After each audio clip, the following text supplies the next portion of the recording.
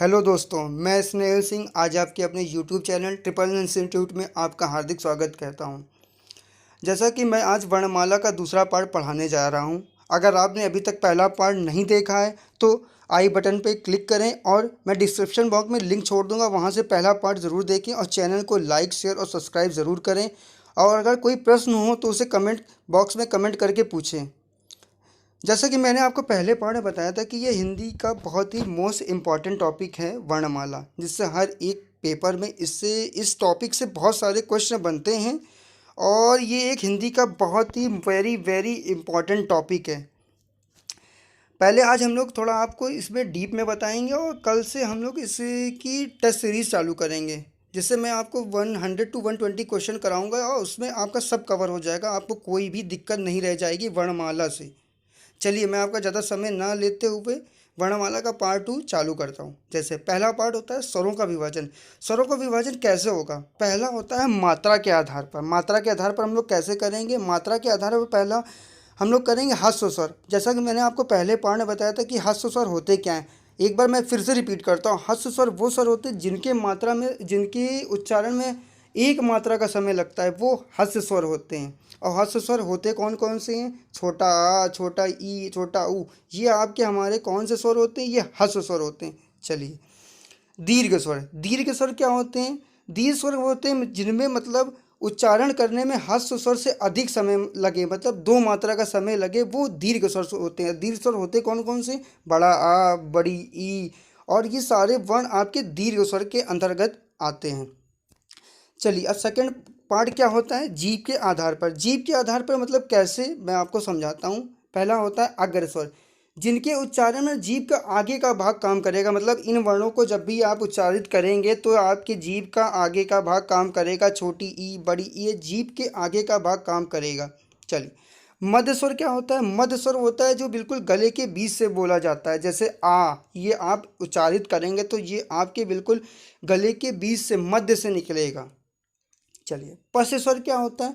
पश्च स्वर वो होता है जो जीभ के पीछे के भाग से निकल के आता है। जैसे बड़ा आ, छोटा ऊ, ये सब आपके कौन से स्वर होते हैं? पश्च स्वर। इसीलिए मैं आपको इसमें परिभाषा नहीं जोड़ी, जो कि अब आती नहीं है। इसीलिए मैं आपको बस ये बताऊंगा कि आपको ये वर्ड याद करने हैं। तीसरा क्या होता है? मुख खोलने के आधार पर। मुख खोलने के आधार पर कैसा? पहला होता है विव्रत। विव्रत क्या होते हैं? जिन स्वरों के उच्चारण में मुख्य द्वार पूरा खुलता है। मतलब जैसे आप हमेशा जब भी आ बोलेंगे तो आपका मुंह आ पूरा खुलेगा। ये आपका कौन सा स्वर होता है? ये विव्रत होता है। अब अर्ध विव्रत कौन से होते हैं? अर्ध विव्रत होते हैं जिन स्वरों के उच्चारण मुख्य द्वार आधा खुलता है। मतलब जब भी आप इनको उच्चारित करेंगे छोटा ए, तो ये आपका मुंह आधा खुलेगा। ये होते हैं अर्ध विव्रत। और अर्ध संवृत कौन से स्वर होते हैं? अर्ध संवृत वो होते हैं जिनके उच्चारण में मुख्य द्वार आधा बंद रहता है। मतलब जब भी आप इनको उच्चारित करेंगे ए ओ, तो ये आपका आधा मुंह बंद रहेगा। और संवृत स्वर क्या होते हैं? संवृत वो होते हैं मुख्य द्वार लगभग बंद होता है। मतलब जब भी आप इन्हें उच्चारित करेंगे, छोटी ई, बड़ी ई, तो आपका मुख आधा बंद रहेगा। चलिए, आगे आपको बताते हैं ओठों के आधार पर। ओठों के आधार पर क्या होता है?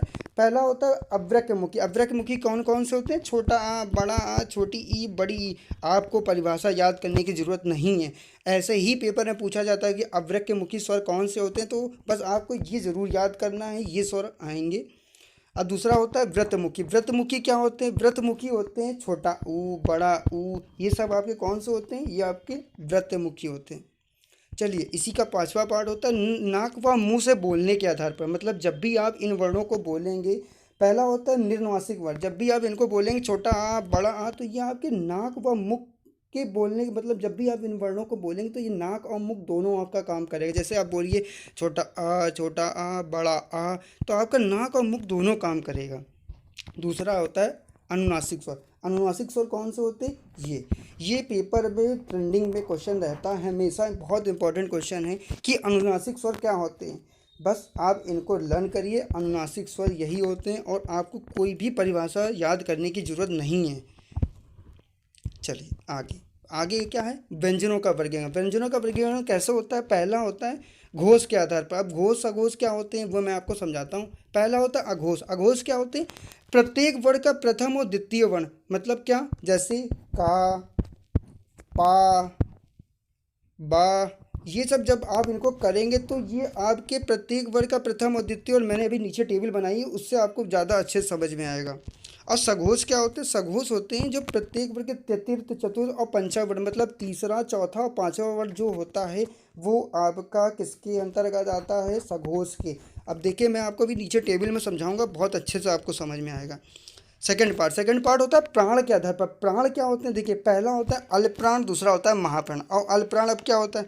अल्पप्राण वो होते हैं जो प्रथम, तृतीय और पंचम वर्ण होते हैं, ये आपके कौन सा होता है? ये अल्पप्राण होता है। महाप्राण क्या होते हैं? आपके प्रत्येक वर्ण के द्वितीय और चतुर्थ वर्ण, ये आपके मतलब दूसरे और चौथा वर्ण, वो आपका कौन सा होता है? महाप्राण। ठीक है, मैं आपको अच्छे से नीचे समझाता हूँ। ये देखिए मैंने आपके बिल्कुल टेबल आपके बना के रखी है जिससे आपको समझ में आए। देखिए क्या होता है अघोष, आपको बताया मैंने ऊपर फर्स्ट और सेकंड। अघोष देखिए पहला वर्ग और दूसरा वर्ग आपका अघोष। अघोष ये देखिए मैंने जो आपको ऊपर बताया था। अब वैसे ही तीसरा, चौथा, पांचवा ये आपका होता है सघोष। अब इसी मैं आपको ये समझाता हूँ अल्पप्राण और महाप्राण क्या होता है। देखिए मैंने ऊपर आपको बताया था फर्स्ट, थर्ड और फिफ्थ, पहला, तीसरा और पांचवा क्या होता है आपका अल्पप्राण, और सेकंड और फोर आपका महाप्राण। अब देखिए क्या होता है, जैसे आपसे पूछ लेगा का क्या है तो आपको बताना होगा का अल्पप्राण होता है, खा क्या है आपको महाप्राण होता है, गा क्या है, गा आपका अल्पप्राण होता है। ऐसे भी आप याद से कर सकते हो कचट तप आपका अल्पप्राण हुआ, घजट ठप ये आपका महाप्राण हुआ। ऐसे ही आपको ये बस एक बार आपको रिवाइज करना पड़ेगा और ये बिल्कुल अच्छे से याद लर्न हो जाएंगे, कोई बहुत बड़े वो नहीं होते हैं इनमें।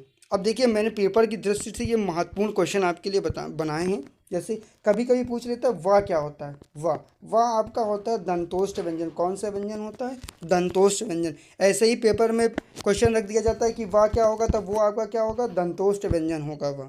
और कभी कभी देखिए पूछा जाता है हा क्या होगा, तो हा आपको बताना है स्वतंत्र व्यंजन। ऐसे ही ये क्वेश्चन पूछ लीजिए तो स्वतंत्र व्यंजन कौन से होते हैं, तो आप कहेंगे हा हमारा स्वतंत्र व्यंजन होता है।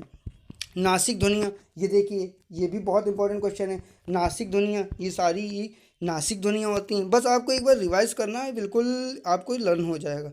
अब देखिए अयोग वाह क्या होते हैं? अयोग वाह होते हैं आ और आहा, जहाँ पे भी विसर्ग लगे और जहाँ पे ये आए ये आपको पता है, बस बता देना है ये कौन से, वो आपसे पूछेगा अयोग वाह कौन कौन से वर्ड होते हैं, बस आप ये देखिए आ और आहा वहाँ टिक करिए। कंठ तालु वर्ड कौन कौन से होते हैं? जो कंठ और तालु दोनों से मिला के बोले जाते हैं वो होते हैं आपके ए और ए वर्ण। कौन से वर्ण? ए और ए वर्ड होते हैं, ये होते हैं कंठ और तालु वर्ण। कंठोष्ठ वर्ण मतलब कंठ से भी बोले जाएं और ओंठ को भी मिला के बोले जाएं, वो वर्ड कौन से होते हैं? ओ और औ, वो कौन से वर्ण होते हैं? कंठोष्ठ होते हैं। देखिए हाँ ये बहुत इंपॉर्टेंट ये भी आया। उच्छित व्यंजन कौन से होते हैं? वो होते हैं डा और ढा। ये कौन से वर्ण होते हैं आपके? उच्छित वर्ण। जैसे आपका क्वेश्चन है पेपर में क्वेश्चन दिख गया था उच्छित वर्ण क्या होता है, तो आप हमेशा लगाएंगे डा और ढा। ये आपके कौन से वर्ण है? ये आपके उच्छित वर्ण है। देखिए विदेशी वर्ण, ये देखिए ये कभी कभी पूछ लिया जाता है विदेशी कौन कौन से होते हैं, तो जा और फा आपके ये होते हैं विदेशी। और मैं आपको आज बताना चाहूँगा, देखिए कितने अच्छे से मैंने ये आपका पूरा से बताया। कल से आपको इसकी प्रैक्टिस में कराता हूँ और कल परसों से ही आपका हिस्ट्री का भी आपको वीडियो मिलने लगेगा। अगर वीडियो अच्छा लगे तो लाइक शेयर सब्सक्राइब ज़रूर करें।